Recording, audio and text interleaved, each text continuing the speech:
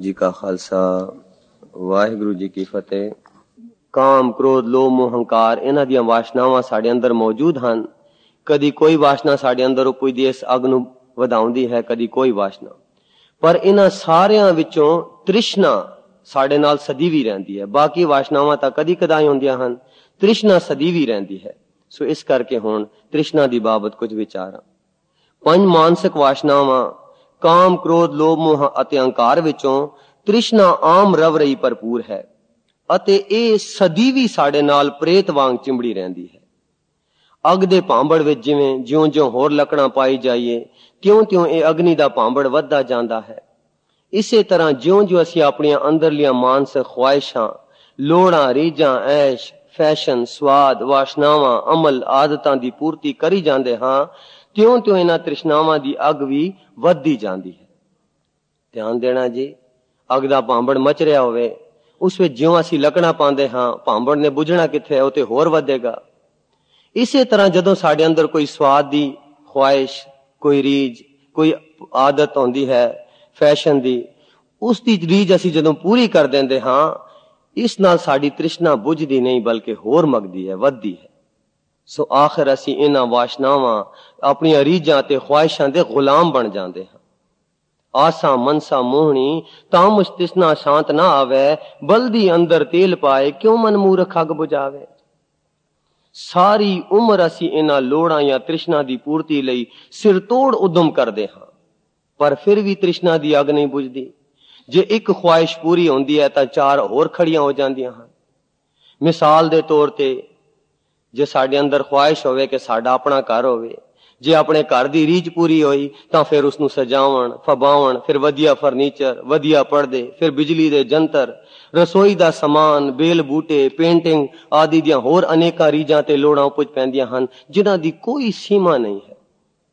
ਤੇ ਇਹਨਾਂ ਦੀ ਪੂਰਤੀ ਲਈ ਜਦ ਮਾਇਆ ਪੂਰੀ ਨਹੀਂ ਹੁੰਦੀ ਤਾਂ ਹਰ ਜਾਇਜ਼ ਨਾਜਾਇਜ਼ ਤਰੀਕੇ, ਰਿਸ਼ਵਤ, ਚੋਰੀ, ਕਾਲਾ ਬਾਜ਼ਾਰੀ, ਮਿਲਾਵਟ, ਤਸਕਰੀ, ਡਾਕੇ ਆਦਿ ਕਰਨੇ ਪੈਂਦੇ ਹਨ। ਇਸ ਜ਼ਮਾਨੇ ਵਿੱਚ ਤਾਂ ਸਾਡੀਆਂ ਲੋੜਾਂ, ਖੁਆਇਸ਼ਾਂ, ਰੀਝਾਂ, ਫੈਸ਼ਨ, ਡਿਜ਼ਾਈਨ ਇਤਨੇ ਪ੍ਰਫੁੱਲਤ ਹੋ ਗਏ ਹਨ ਕਿ ਇਹਨਾਂ ਦੀ ਪੂਰਤੀ ਲਈ ਸਾਡੀ ਸਾਰੀ ਮਾਇਆ, ਸਾਰਾ ਵਕਤ, ਧਿਆਨ, ਸਾਡੀ ਸਿਆਣਪ ਤੇ ਸਾਡੀ ਸਾਰੀ ਤਾਕਤ ਖਰਚ ਹੋ ਰਹੀ ਹੈ। ਪਰ ਫਿਰ ਵੀ ਕੋਈ ਨਾ ਕੋਈ ਕਸਰ ਜਾਂ ਕਮੀ ਰਹਿ ਹੀ ਜਾਂਦੀ ਹੈ, ਕਿਉਂਕਿ ਇਹਨਾਂ ਖੁਆਇਸ਼ਾਂ ਜਾਂ ਰੀਝਾਂ ਦਾ ਕੋਈ ਅੰਤ ਹੀ ਨਹੀਂ। ਇਸ ਤਰ੍ਹਾਂ ਆਪਣੀਆਂ ਖੁਆਇਸ਼ਾਂ ਦੀ ਪੂਰਤੀ ਦੁਆਰਾ ਆਪਣੀ ਤ੍ਰਿਸ਼ਨਾ ਦੇ ਭਾਂਬੜ ਵਿੱਚ ਆਪ ਹੀ ਹੋਰ ਲੱਕੜਾਂ ਪਾ ਕੇ ਆਪਣੀ ਮਾਨਸਿਕ ਅਗ ਨੂੰ ਹੋਰ ਤੇਜ਼ ਕਰੀ ਜਾਂਦੇ ਹਾਂ। ਹਾਂਜੀ, ਆਪਣੀ ਖੁਆਇਸ਼ਾਂ ਨੂੰ ਪੂਰੀ ਕਰਨ ਨਾਲ ਇਸ ਮਾਨਸਿਕ ਅਗ ਵਿੱਚ ਹੋਰ ਲੱਕੜਾਂ ਪਾਉਂਦੇ ਹਾਂ। ਇੱਥੇ ਹੀ ਬਸ ਨਹੀਂ, ਇਸੇ ਤ੍ਰਿਸ਼ਨਾ ਦੀ ਅਗ ਨਾਲ ਅਸੀਂ ਆਪਣੇ ਮਨ ਨੂੰ ਹੋਰ ਸਾੜ ਬਾਲ ਭੁੰਨ ਕੇ ਮੈਲਾ, ਕਾਲਾ, ਮਟਰੋੜ, ਮਨੂਰ ਕਰੀ ਜਾਂਦੇ ਹਾਂ।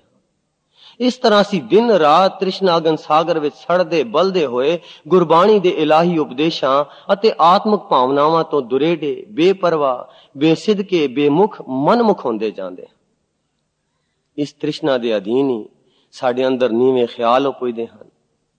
ਤ੍ਰਿਸ਼ਨਾ ਦੇ ਕਾਰਨ ਹੀ ਨੀਵੀਆਂ ਰੁਚੀਆਂ ਬਣਦੇ ਹਨ, ਨੀਵੀਆਂ ਵਿਉਂਤਾਂ ਕੱਢਦੇ ਹਾਂ, ਭੈੜੇ ਕਰਮ ਕਰਦੇ ਹਾਂ, ਲੁੱਟ ਖਸੁੱਟ ਕਰਦੇ ਹਾਂ, ਚੋਰੀ ਯਾਰੀ ਕਰਦੇ ਹਾਂ, ਵੈਰ ਵਿਰੋਧ ਮਚਾਉਂਦੇ ਹਾਂ। ਤ੍ਰਿਸ਼ਨਾ ਦੇ ਅਧੀਨ ਹੀ ਲੜਾਈਆਂ ਝਗੜੇ ਸਹੇੜਦੇ ਹਾਂ, ਪਾਪ ਕਮਾਉਂਦੇ ਹਾਂ, ਜ਼ੁਲਮ ਕਰਦੇ ਹਾਂ। ਹਾਂਜੀ, ਤ੍ਰਿਸ਼ਨਾ ਦੇ ਕਾਰਨ ਹੀ ਅਸੀਂ ਆਪਣੀਆਂ ਭੈੜੀਆਂ ਆਦਤਾਂ ਪਾਉਂਦੇ ਹਾਂ, ਨੀਵੇਂ ਆਚਰਣ ਬਣਦੇ ਹਨ, ਮੰਦੇ ਭਾਗ ਬਣਦੇ ਹਨ, ਜਮਾਂ ਦੇ ਵਸ ਪੈਂਦੇ ਹਾਂ, ਨਰਕ ਦੇ ਭਾਗੀ ਬਣਦੇ ਹਾਂ। ਪਰ ਫਿਰ ਵੀ ਸਾਨੂੰ ਤ੍ਰਿਸ਼ਨਾ ਦੀ ਅੱਗ ਤੋਂ ਬਚਣ ਦਾ ਜਾਂ ਇਸ ਨੂੰ ਘਟਾਉਣ ਦਾ ਕਦੇ ਖਿਆਲ ਹੀ ਨਹੀਂ ਆਉਂਦਾ, ਉਦਮ ਤਾਂ ਕੀ ਕਰਨਾ ਸੀ। ਗੁਰਬਾਣੀ ਸਾਨੂੰ ਇਸ ਭਿਆਨਕ ਤ੍ਰਿਸ਼ਨਾ ਦੀ ਅਗਨੀ ਦੀ ਬਾਬਤ ਇਉਂ ਤਾੜਨਾ ਕਰਦੀ ਹੈ। ਤ੍ਰਿਸ਼ਨਾ ਅਗਨ ਜਲੈ ਸੰਸਾਰਾ, ਜਲ ਜਲ ਖਪੈ ਬਹੁਤ ਵੇਕਾਰਾ। ਅਗਿਆਨ ਤ੍ਰਿਸ਼ਨਾ ਇਸ ਤਨੈ ਜਲਾਏ, ਤਿਸ ਦੀ ਬੁਝੈ ਜੇ ਗੁਰ ਸ਼ਬਦ ਕਮਾਏ। ਦੁਬਦਾ ਮਨ ਮੁਖ ਰੋਗ ਵਿਆਪੈ, ਤ੍ਰਿਸ਼ਨਾ ਜਲੇ ਅਦਕਾਈ। ਮਰ ਮਰ ਜਮੈ ਠੌਰ ਨ ਪਾਵੈ, ਬਿਰਥਾ ਜਨਮ ਗਵਾਈ। ਚਾਰ ਨਦੀਆਂ ਅਗਨੀ ਤਨ ਚਾਰੇ, ਤ੍ਰਿਸ਼ਨਾ ਜਲਤ ਜਲੇ ਅਹੰਕਾਰੇ। ਬਿਨ ਨਾਵੈ ਸੁਕਾ ਸੰਸਾਰ, ਅਗਨ ਤ੍ਰਿਸ਼ਨਾ ਜਲੈ ਵਾਰੋ ਵਾਰ। ਮਹਾ ਅਪਾਗ ਅਪਾਗ ਹੈ ਜਿਨਕੇ, ਤਿਨ ਸਾਧੂ ਧੂਰ ਨ ਪੀਜੈ। ਤਿਨਾ ਤ੍ਰਿਸ਼ਨਾ ਜਲਤ ਜਲਤ ਨਹੀਂ ਬੂਝੈ, ਦੰਡ ਧਰਮ ਰਾਏ ਕਰ ਦੀਜੈ। ਅੰਦਰ ਤ੍ਰਿਸ਼ਨਾ ਅਗ ਹੈ, ਮਨ ਮੁਖ ਭੁਖ ਨਾ ਜਾਏ। ਮੋਹ ਕੁਟਮ ਸਭ ਕੂੜ ਰਿਆ ਲਪਟਾਏ। ਗੁਰਬਾਣੀ ਵਿੱਚ ਇਸ ਮਾਨਸਿਕ ਅੱਗ ਤ੍ਰਿਸ਼ਨਾ ਦੀ ਅਗਨੀ ਨੂੰ ਬੁਝਾਉਣ ਦੇ ਸਾਧਨ ਇਉਂ ਦੱਸੇ ਗਏ ਹਨ। ਗੁਰ ਤੇ ਸ਼ਾਂਤ ਉਪਜੈ ਜਿਨ ਤ੍ਰਿਸ਼ਨਾ ਅਗਨ ਬੁਝਾਏ। ਤ੍ਰਿਸ਼ਨਾ ਦਾਦੀ ਜਲ ਮੁਈ ਜਲ ਜਲ ਕਰੇ ਪੁਕਾਰ। ਸਤਗੁਰ ਸੀਤਲ ਜੇ ਮਿਲੈ ਫਿਰ ਜਲੇ ਨਾ ਦੂਜੀ ਵਾਰ। ਸਤਗੁਰ ਦਾਤਾ ਸੇਵੀਐ ਸ਼ਬਦ ਵਸੈ ਮਨ ਆਏ। ਮਨ ਤਨ ਸੀਤਲ ਸ਼ਾਂਤ ਹੋਏ ਤ੍ਰਿਸ਼ਨਾ ਅਗਨ ਬੁਝਾਏ। ਤ੍ਰਿਸ਼ਨਾ ਅਗਨ ਪ੍ਰਭ ਆਪ ਬੁਝਾਈ ਨਾਨਕ ਉਦਰੈ ਪ੍ਰਭ ਸ਼ਰਨਾਈ। ਸੋ ਮਾਨਸਿਕ ਅਗਨੀ ਦੀਆਂ ਕਈ ਕਿਸਮਾਂ ਦੀਆਂ ਚੰਗਿਆੜੀਆਂ ਗੋਹੇ ਦੀ ਗੁੱਜੀ ਅੱਗ ਵਾਂਗ ਕਈ ਜਨਮਾਂ ਤੋਂ, ਹੁਣ ਤੋਂ ਨਹੀਂ, ਕਈ ਜਨਮਾਂ ਤੋਂ ਇਹ ਚੰਗਿਆੜੀਆਂ ਜੀਵ ਦੇ ਅੰਤਸ਼ਕਰਨ ਅੰਦਰ ਗੁੱਜੀ ਸ਼ਕਲ ਵਿੱਚ ਦਬੀਆਂ ਹੋਈਆਂ ਹਨ। ਤੇ ਜਦ ਕਦੇ ਕਿਸੇ ਚੰਗਿਆੜੀ ਨੂੰ ਬਾਹਰਲੀ ਉਕਸਾਹਟ ਦੀ ਹਵਾ ਲੱਗਦੀ ਹੈ ਤਾਂ ਇਹ ਸੁਲਗਦੀ ਅੱਗ ਮਗ ਜਾਂਦੀ ਹੈ ਅਤੇ ਭਾਂਬੜ ਬਣ ਜਾਂਦੀ ਹੈ। ਉਦਾਹਰਣ ਵਜੋਂ ਦੋ ਗੁਆਂਢਣਾ ਕਿਸੇ ਨਿੱਕੀ ਜਿਹੀ ਗੱਲ ਦੀ ਉਕਸਾਹਟ ਨਾਲ ਲੜ ਪਈਆਂ। ਇੱਕ ਦੂਜੇ ਨੂੰ ਤਾਣੇ ਮੇਣੇ ਦੇਂਦੀਆਂ ਗਾਲ ਗਲੋਟੀ ਹੁੰਦੀਆਂ ਉਹਨਾਂ ਵਿੱਚ ਕ੍ਰੋਧ ਦੇ ਭਾਂਬੜ ਮਚ ਗਏ ਅਤੇ ਉਹਨਾਂ ਨੂੰ ਸਣਕਪੜੀ ਅੱਗ ਲੱਗ ਗਈ। ਉਹਨਾਂ ਦੋਨਾਂ ਦੇ ਸਰੀਰ ਕ੍ਰੋਧ ਦੀਆਂ ਭੱਠੀਆਂ ਬਣ ਗਈਆਂ ਅਤੇ ਉਹ ਖੁਦ ਕ੍ਰੋਧ ਦਾ ਹੀ ਰੂਪ ਬਣ ਗਈਆਂ। ਉਸ ਵੇਲੇ ਡਾਕੀਆ ਇੱਕ ਜ਼ਨਾਨੀ ਲਈ ਚਿੱਠੀ ਲੈ ਕੇ ਆਇਆ। ਜਦ ਪਤਾ ਲੱਗਾ ਕਿ ਚਿੱਠੀ ਉਸਦੇ ਪਰਦੇਸੀ ਪੁੱਤਰ ਦੀ ਹੈ ਤਾਂ ਮਾਂ ਮਮਤਾ ਨਾਲ ਉਸਦਾ ਅੰਦਰਲਾ ਕ੍ਰੋਧ ਦਾ ਭਾਂਬੜ ਫੌਰਨ ਬੁਝ ਗਿਆ ਅਤੇ ਜਿਉਂ-ਜਿਉਂ ਚਿੱਠੀ ਸੁਣਦੀ ਗਈ ਤਿਉਂ-ਤਿਉਂ ਉਸਦਾ ਤਨ ਮਨ ਮਾਂ ਪਿਆਰ ਨਾਲ ਉਛਲ ਕੇ ਸੀਤਲ ਕੋਮਲ ਚਾਉ ਖੇੜੇ ਵਿੱਚ ਆ ਗਿਆ। ਇਸ ਤਰ੍ਹਾਂ ਉਹ ਕ੍ਰੋਧ ਵਾਲੇ ਡਰਾਵਣੇ ਵਿਗੜ ਰੂਪ ਤੋਂ ਬਦਲ ਕੇ ਮਾਂ ਪਿਆਰ ਦੇ ਕੋਮਲ ਸੋਹਣੇ ਸਵੈਪਨਾ ਦੀ ਮੂਰਤੀ ਬਣ ਗਈ। ਸੋ ਇਹਨਾਂ ਦੋਹਾਂ ਹਾਲਤਾਂ ਕ੍ਰੋਧ ਦੇ ਭਾਂਬੜ ਅਤੇ ਪਿਆਰ ਸਵੈਪਨਾ ਵਿੱਚ ਜ਼ਮੀਨ ਆਸਮਾਨ ਦਾ ਫਰਕ ਹੈ ਅਤੇ ਇਹ ਦੋਨੋਂ ਹਾਲਤਾਂ ਆਪਸ ਵਿੱਚ ਮੁਤਜ਼ਾਦ ਅਤੇ ਉਲਟ ਹਨ। ਇਹਨਾਂ ਦੋਹਾਂ ਮੁਤਜ਼ਾਦ ਹਾਲਤਾਂ ਦੇ ਪ੍ਰਗਟਾਵੇ ਦਾ ਖੇਤਰ ਸਾਡਾ ਮੁਤਜ਼ਾਦ ਮਨ ਹੈ। ਧਿਆਨ ਦੇਣਾ ਜੀ, ਜ਼ਨਾਨੀ ਦੇ ਅੰਦਰ ਇੱਕ ਕ੍ਰੋਧ ਦੀ ਅੰਸ਼ ਮੌਜੂਦ ਸੀ, ਇਸ ਅੱਗ ਦੀ ਅੰਸ਼। ਜਿਉਂ ਹੀ ਕਿਸੇ ਉਕਸਾਹਟ ਨਾਲ ਗੁਆਂਢਣ ਨਾਲ ਲੜ ਪਈ ਤਾਂ ਇਹ ਕ੍ਰੋਧ ਦਾ ਭਾਂਬੜ ਮਚ ਪਿਆ ਤੇ ਦੋਨਾਂ ਨੂੰ ਗਾਲੀ ਗਲੋਟੇ ਹੁੰਦਿਆਂ ਉਹਨਾਂ ਦੇ ਦੋਨਾਂ ਦੇ ਸਰੀਰ ਕ੍ਰੋਧ ਦੀ ਭੱਠੀ ਬਣ ਗਏ। ਪਰ ਜਿਉਂ ਹੀ ਡਾਕੀਆ ਉਸਦੇ ਪੁੱਤਰ ਦੀ ਚਿੱਠੀ ਲੈ ਕੇ ਆਇਆ ਤਾਂ ਉਸਦਾ ਮਨ ਚਿੱਠੀ ਨਾਲ ਪਰਸਿਆ, ਉਹ ਕ੍ਰੋਧ ਦਾ ਭਾਂਬੜ ਠੰਡਾ ਪੈ ਗਿਆ, ਪਿਆਰ ਉਪਜ ਪਿਆ।